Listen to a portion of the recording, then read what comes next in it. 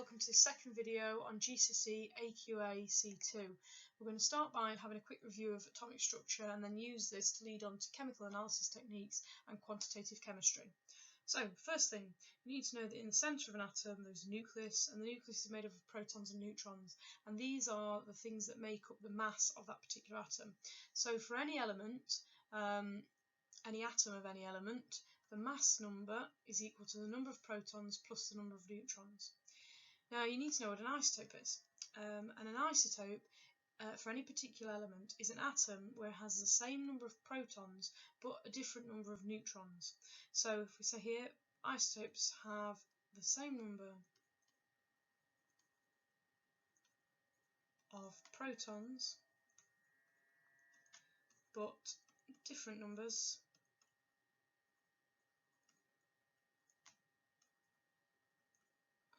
of neutrons. So let's think about carbon. Carbon atoms always have 6 protons. However, carbon has many different isotopes, and all of those different isotopes have the same number of protons, because that's what makes them carbon, but they have a different number of neutrons. Now this means that carbon can have several different mass numbers, and the relative atomic mass,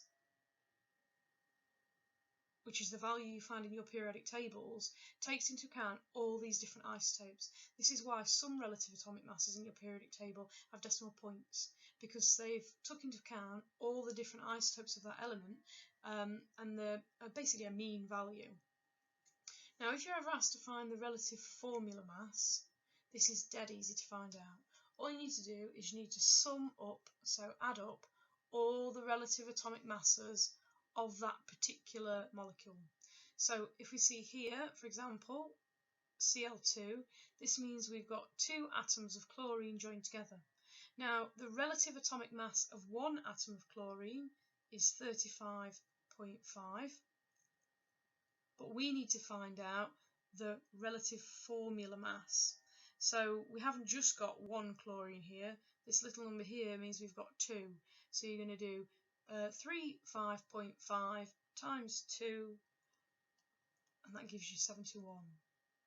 Now you could stop the video here and try the other ones. Now you've seen a worked example. Alternatively, just play it through and we're going to carry on now.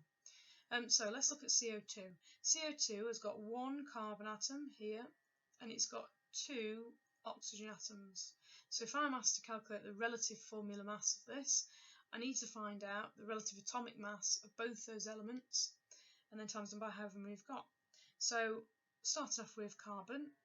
Carbon has got a relative atomic mass of 12, and I find that by looking at my periodic table, and I'm looking for the larger number in the periodic table, and it tells me it's 12, so that's the number of protons added to the number of neutrons.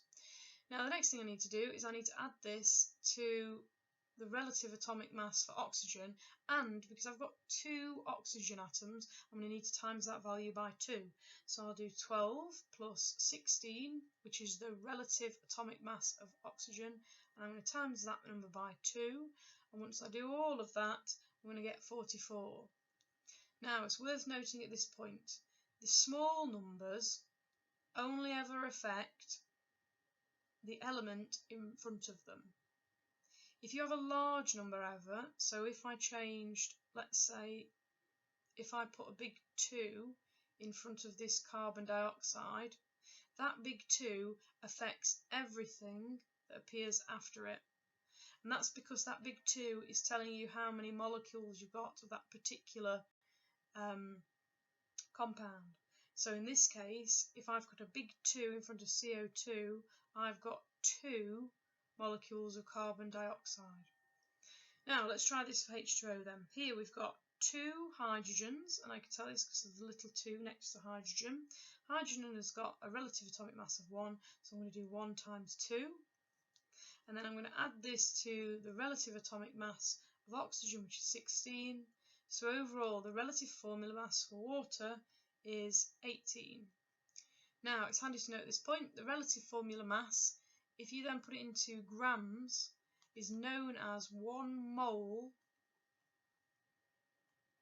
of that substance.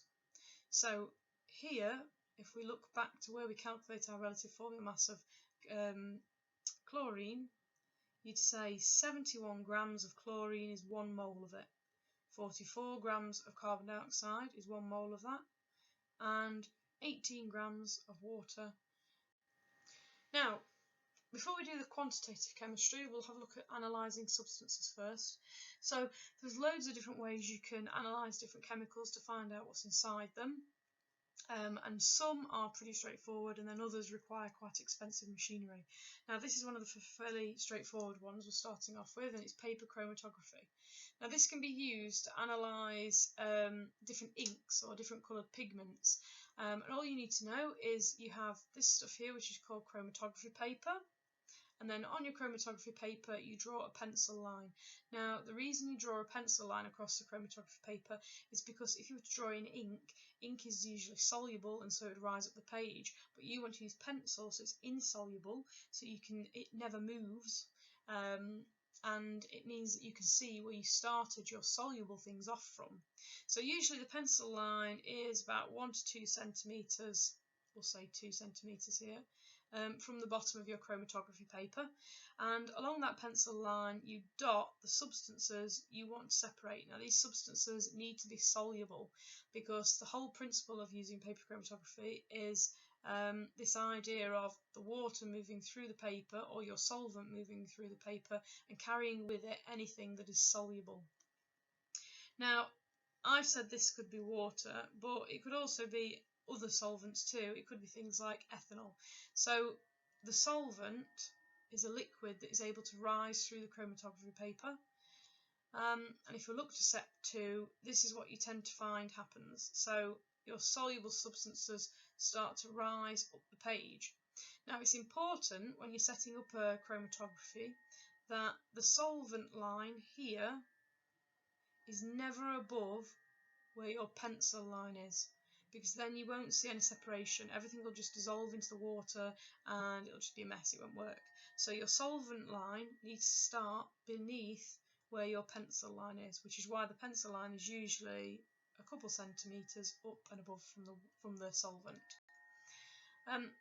Now, if you leave this for long enough, you should see the solvent rising through the page and you get the separation of your dyes, like this last diagram is showing.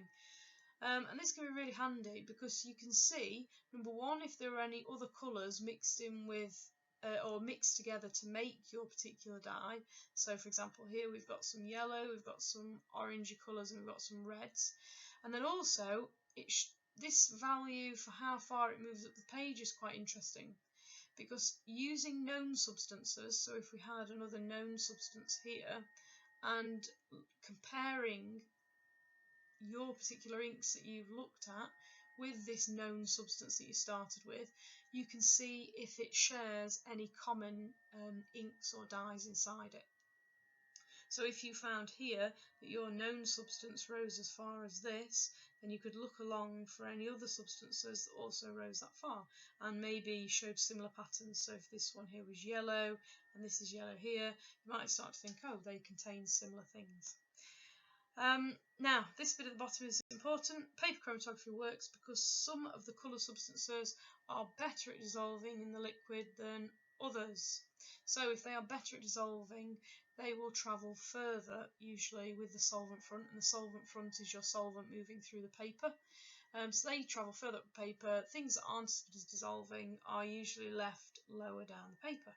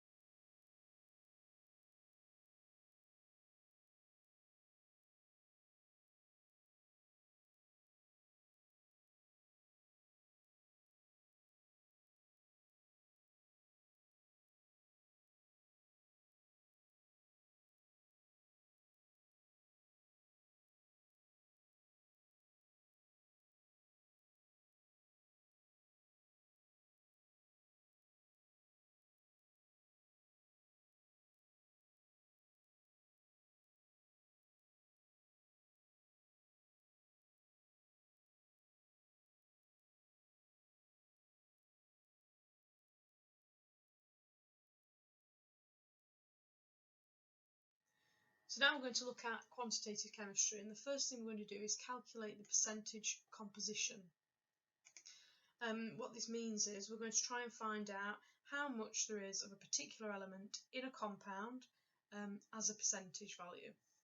So the first thing we need to do is look at our question. Our question says, what is the percentage by mass of oxygen? And I'm going to underline the key points that I need to take notice of. So what is the percentage by mass of oxygen in sodium hydroxide? Now, sodium hydroxide is a compound and this oxygen is an element. So you're wanting to know how much of the oxygen element there is as a percentage of sodium hydroxide. Now, the first thing you need to do is you need to work out the relative formula mass of the compound. So our compound is sodium hydroxide. Sodium hydroxide has one sodium atom, one oxygen, and one hydrogen. Now, to work out the relative formula mass, you first need to know each atomic mass of the things inside the compound. So in this case, you've got sodium, and that's 23. You've got oxygen, that's 16, and remember you get these values from your periodic table, and hydrogen has got a relative atomic mass of 1. Then what you need to do to find out the relative formula mass is add those numbers together. So you're going to do 23, add 16, add 1, and overall that tells us that sodium hydroxide has got a relative formula mass of 40. Now you're wanting to find out how much oxygen there is inside that. So you're going to take your relative atomic mass for oxygen, which is 16, and you'll divide that by the overall value, which is 40. So you've got 16 oxygen out of 40 sodium hydroxide. Next thing you're going to do is you'll take the decimal you find and you're going to times it by 100 because you want it as a percentage. And so then that gives you your final value of 40%. And that tells you there's 40% oxygen inside sodium hydroxide. And that, another value you might be asked to calculate is the percentage yield. Now, before I talk about how we actually calculate that, we need to know what a yield is and why it's important. So first off, a yield is the amount of product made by a reaction. And this is important to manufacturers because they're always trying to maximise their yields. They want to get as much possible product as they can for whatever values they put into a reaction, because of course in the end that's how much money they're going to make as well. The more product, the higher the yield, the more money they stand to make. Now, in order to calculate yield, it's important to know the principle of conservation of mass. This is the idea that whatever mass you put into reaction, it should always come out, it should always equal the mass that comes out. So for example, if I reacted 20 grams of copper with 10 grams of oxygen, you'd expect that 30 grams of copper oxide came out the other side because the mass would be conserved. However, this doesn't always look like that in reality. So sometimes a reaction might not go to completion because it's reversible. What that means is if you have a reversible reaction, it might start in the forwards direction, but then as soon as you start to get reactants being produced, they might start reacting themselves and going in the backwards direction. So you might not always get the yield you expect because some of that yield is lost back into the backwards reaction. Another reason why you might not find that you get the mass you expect coming out of a reaction is because some product may be lost. So for example, if you're working with something where a gas is released as a reactant and you put in 30 grams of chemicals into the forwards reaction, but all of a sudden coming out the other end you've only got 26 grams, you might think, well, where's that the 4 grams gone? If you've done a reaction where some gas has been given off, then you've lost that gas to the atmosphere. So it might appear like you've lost mass, but however, you haven't. It's just that it's been lost as a gas. Last but not least, another reason why you might not get yields you anticipate is because some reactants might react in different ways from what you'd expect, and they might not have reacted fully yet. And so to that reason, you might not get the yield that you anticipate.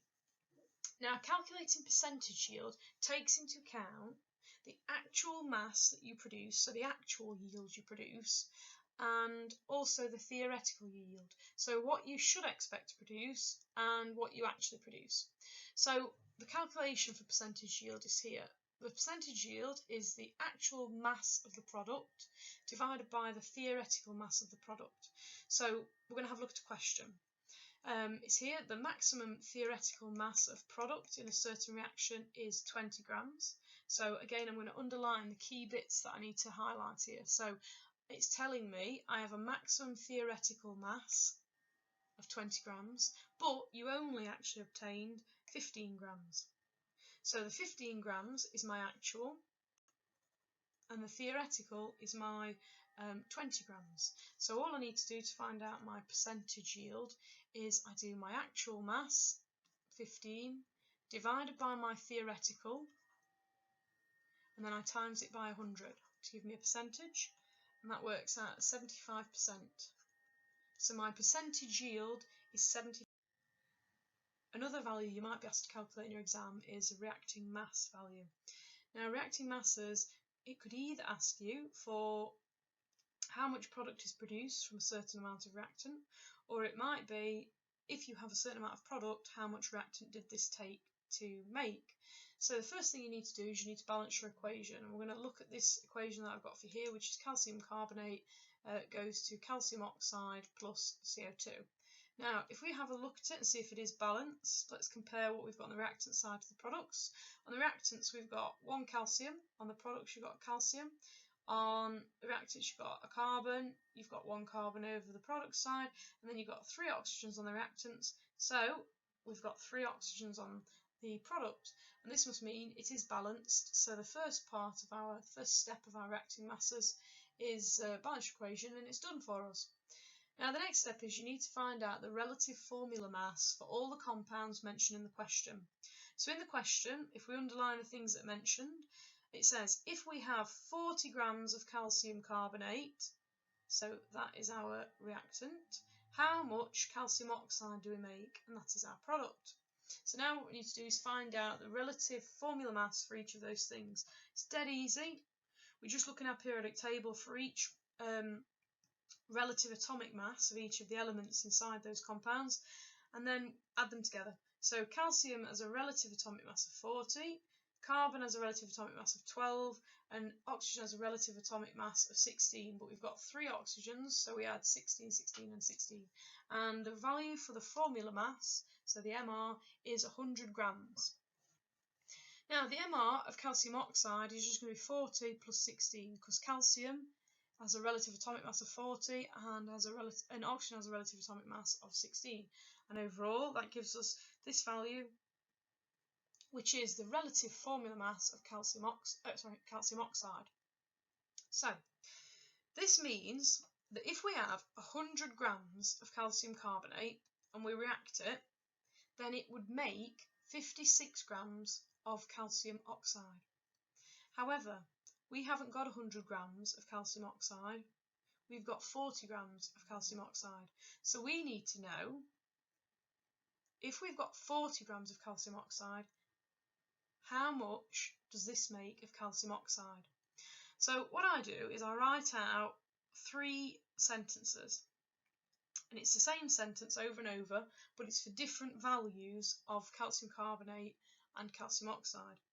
So I write out firstly what I've just found out from my relative formula masses, and I found out that 100 grams of calcium carbonate is used to make 56 grams of calcium oxide. The next thing I do is I write in the value I know on the last line of my 3 sentences. So I know that I've got 40 grams of calcium carbonate being used to make an unknown value of calcium oxide, and I need to find out that value. Now the next step is, on the side where I got my known value from the question, I then put in 1 grams. Now the reason for this is, it's really difficult for me to calculate from 100 grams how I get to 40 grams. But it's dead easy for me to know how I'd get from 100 grams to 1 gram. To get from this 100 grams to 1 gram, all I need to do is divide the value by itself. So if I go from 100 to 1, I'm going to divide by 100. Now whatever I do to one side of this sentence, I'm going to also do to the other side. So over this side, I'm going to do 56 grams divided by 100, and that comes out at 0.56. Now that tells me per 1 gram of calcium carbonate I make 0.56 grams of calcium oxide, and that's per 1 gram. But looking back to the question, I don't have 1 gram, I've got 40 grams. So then what I do is I times this value of 1 gram by the amount I need to get. So I need to get 40 grams. Whatever I do to one side, I do to the other side. So I'm going to times this side by 40, and that gives me a value of 22.4 grams. So per 40 grams of calcium carbonate. So the last thing you might be asked to calculate is empirical formula, and the empirical formula tells you the formula of compounds based on the masses that you've been given in a question. So you might be given a mass in grams for each particular element, or instead you might be given it like you are in this question by a percentage. So it says a hydrogen carbon contains 75% carbon and 25% hydrogen by mass. What's the empirical formula? The first step is you need to make, if you've got things in percentages, you need to make them into values in grams. So for carbon, if it's 75% carbon, 25% hydrogen, you're going to have 75 grams to 25 grams of hydrogen. Next step is you need to change these masses into moles. So to do this, you divide them by the relative atomic mass. So for carbon, the relative atomic mass is 12, and for hydrogen, its relative atomic mass is 1. So this comes out with two values, 6.25 for carbon, and it comes out with 25 for hydrogen. And that's the number of moles of each of these particular substances. Next job, you need to work out the ratio of moles. Now to do this, all you need to do is write those two values down with a dot dot in between them, like a ratio. Now, this ratio isn't in its simplest form. It's quite tricky to work out what's going on here. We need to make it into its simplest form. Now, to do that, all you need to do is divide these numbers by the smallest value. So, in this case, the smallest value is 6.25. So I'm going to divide 6.25 by 6.25, and I'm going to divide 25 by 6.25. And that comes out with a ratio of 1 to 4. So as soon as I've got that ratio, I can then write out my empirical formula, because this tells me I've got 1 carbon to every 4 hydrogens. So overall, your empirical formula looks like that. And this ends